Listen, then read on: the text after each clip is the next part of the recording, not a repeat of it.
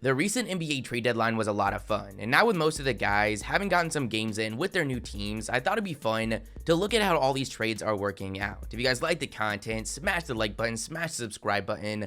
Let's go for 24 likes on today's video, and let's get into this.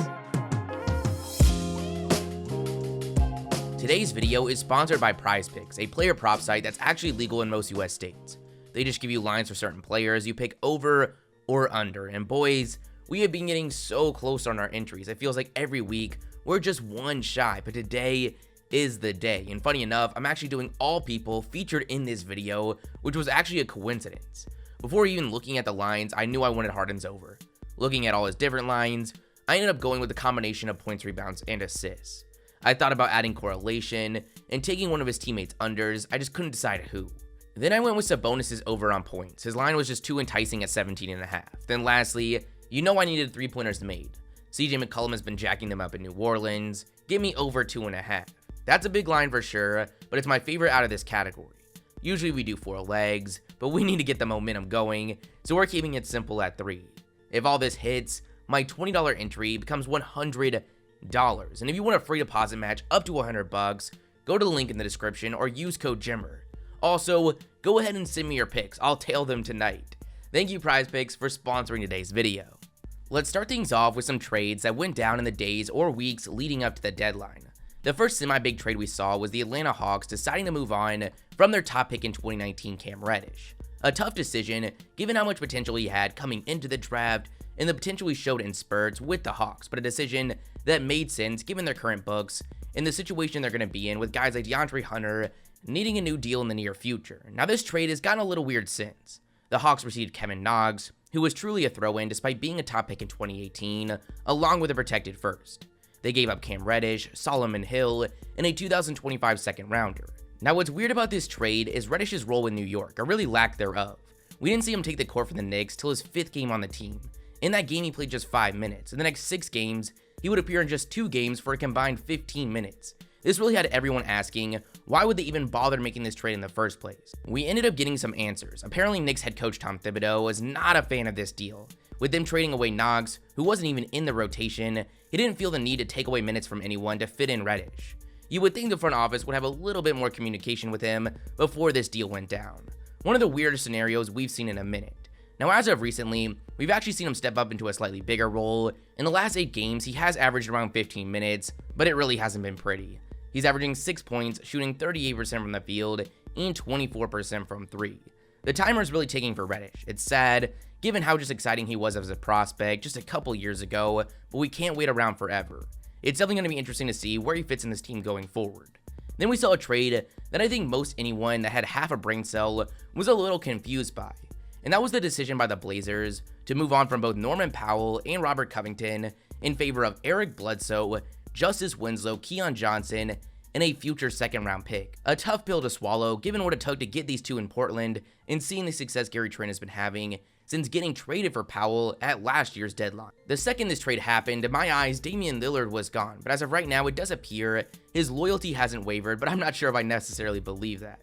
Eric Bledsoe, since getting to Portland, has been his inefficient self. 10 points, 4 assists, shooting 42% from the field and 31% from 3. Winslow has probably been the most impressive addition for this team, averaging 12 points, 7 rebounds, and 3 assists on solid efficiency.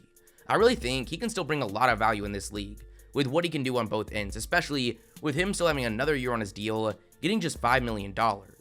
The jury's still out on Keon Johnson. He's a first-round rookie, but he really hasn't had a solid role so far. In Portland, he's played 2 games, averaging 4 points, shooting just 20% from the field. For the Clippers, I absolutely love how this could shape out. Norman Powell in Portland was averaging 19 on amazing efficiency. Now in LA, it's 21, shooting 48% from the field and 43% from 3.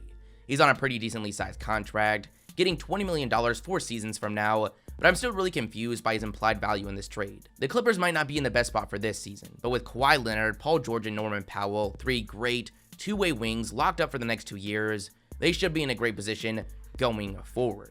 The addition of Robert Covington would be a lot more interesting with the amount of versatility he brings to the court if he wasn't on the last year of his deal, making his current impact pretty irrelevant unless they reach some kind of contract extension after this season. He's currently averaging 8 and 5 and over a block and a steal a game.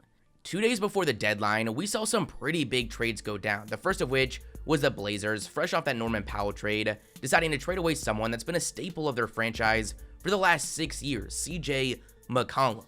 They traded him along with Larry Nance and Tony Snell to the New Orleans Pelicans in exchange for Josh Hart, Nickeil Alexander-Walker, a first and 2 seconds. It really looked like McCollum was going to be on the move, but I was a little confused by New Orleans being the destination and the package they got in return. I say this, but since the deadline, there's been some super surprising performances from the people involved. Josh Hart has 1 more year left on his deal with a player option after that and has been on fire. In New Orleans, he was averaging 12 points. In Portland, it's now 19-5-4, shooting 54% from the field and 36% from 3. I expect those numbers to return to somewhat normalcy, but nonetheless, he looks like a great piece for this team going forward. Nickeil Alexander-Walker ended up going to Utah in a later deal. The real conversation surrounding this trade right now is whether or not the Blazers were holding back McCollum to some degree, as he's been on fire in his 7 games with the Pelicans. He's averaging 28 points, 6 rebounds, and 6 assists, shooting 53% from the field and 43% from 3. He's locked up for a while, so it's really interesting to see what this team looks like, let's say, a year from now. It's hard to predict the Zion situation, but if they can get him back out there, there's definitely a solid core here. The other massive trade that went down that day, I have a very strong feeling is going to be looked back at for years to come. Leading up to the deadline, it became very clear the Pacers were going to be moving on from at least a couple of their main pieces. They decided to send Caris LeVert to the Cavaliers, and then made the blockbuster trade, sending Domantas Sabonis, Justin Holiday, Jeremy Lamb, and a second rounder to the Kings for Tyrese Halliburton, Buddy Hield, and Tristan Thompson. Now this trade really confused me, mostly on the Kings end. I don't think anyone's denying the value or the talent that Sabonis has, but let's keep it real. There's a big difference in value when a player has 2 years left on their contract, getting $20 million a season, such as Sabonis, and a player like Halliburton that's on just his 2nd year of his rookie scale contract in the middle of a true breakout. He was averaging 17-9 on incredible efficiency while being an amazing defender in the 24 games leading up to this trade. That's a player you don't even think about trading. You add on the fact that the Pacers also received Buddy Hield, who yes is on a big deal for the next 2 seasons, but has at least neutral trade value. So considering all this, the trade seemed like a home run for the Pacers at the time, and that's only become more clear. Since getting to the Kings, we've seen similar production out of Sabonis, averaging 19, 13, and 6, shooting 60% from the field. He rounds out this roster, which is great to see, but man, would I not want to be a Kings fan right now, as it's been a party in Indiana. In the last 7 games, Tyrese Halliburton looks like a future foundational piece of this franchise. He's averaging 20 points, 10 assists, and 4 rebounds, shooting 52% from the field and 47% from 3. Absolutely incredible considering his impact on nearly every aspect of the game. To add insult to injury, Buddy Hield is on fire. He's averaging 21, 5, and 5, shooting 50% from the field and 39% from 3. The Pacers won this trade when it happened, and that clearly hasn't changed. Now we get to the actual day of the deadline, which, man, was fun, headlined by the biggest trade we've seen in a while. That being the deal that sent James Harden and Paul Millsap to the Brooklyn Nets in exchange for Ben Simmons, Seth Curry, Andre Drummond, and 2 future first-round selections. At the time of the trade, I really liked it for both sides. It sucked that the Nets never really got the chance to see what their big 3 could do in a playoff run, but once it looked like Harden was on his way out, I really think this was the best deal on the table given their current situation. Ben Simmons is still yet to take the court, dealing with some minor complications, getting back into game shape. We're definitely going to update you guys once we see him out there, but honestly, with the lack of offensive pressure that's going to be on him and a clear role for him not being the point guard, I've got some pretty high hopes. Now we have seen the other parts of this trade. Seth Curry's been a beast since getting to Brooklyn. He's averaging 18, 4, and 4, shooting 49% from 3. It's really an intriguing addition, given his ability to just seamlessly fit into this roster and be one of the most efficient scorers in the league, but he's also proven his ability to step up into a bigger role at any given moment over the last 2 years. Something that could be huge for a Nets team that has struggled to get everyone on the court at the same time. The addition of Andre Drummond also looks like it could be huge. It's safe to say he's a shell of his former self, but with the Nets, he's averaged 10 points and 10 rebounds. One of the Nets' struggles when it comes to their roster is finding some kind of consistency or reliability at the center position. I think we know what we're getting out of Drummond at this point, which might give them a little bit more peace of mind going into a playoff run. Now we go to the other side of this trade, which is really the exciting part. I don't think Millsap is going to have too big of a role. We all know who we want to talk about when it comes to this trade for the 76ers. It's James Harden. There was a lot of questions regarding the value they gave up, Harden's age, and the contract situation going forward. All valid concerns, but at the end of the day, you can't wait around. The 76ers are in a solid situation this year, led by the possible MVP Joel Embiid.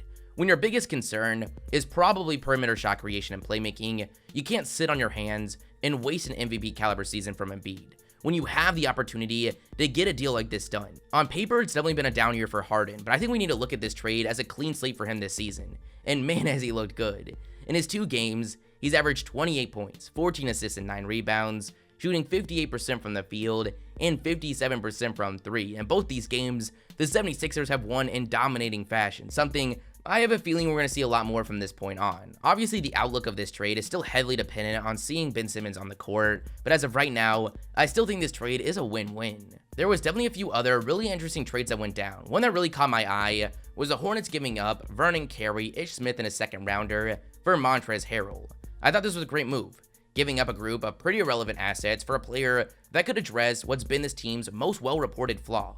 Harrell, since getting to Charlotte, has averaged 15 and 7, shooting 60% from the field. I think the jury is definitely still out, but coming off the bench, he's brought in this team a lot of front court depth, but with him being on the last year of his deal, this could be a short-lived relationship. A trade that kind of threw me off with how one-sided it appeared was the Celtics' decision after trading away Dennis Schroeder to the Rockets to give up Josh Richardson, Romeo Langford, a first, and a future first swap for Derek White. Derek White's 27 years old, getting paid $18 million in 2025. Before getting traded, was averaging 14 and 6, shooting 43% from the field and 31% from 3. Since arriving in Boston, it's been pretty ugly.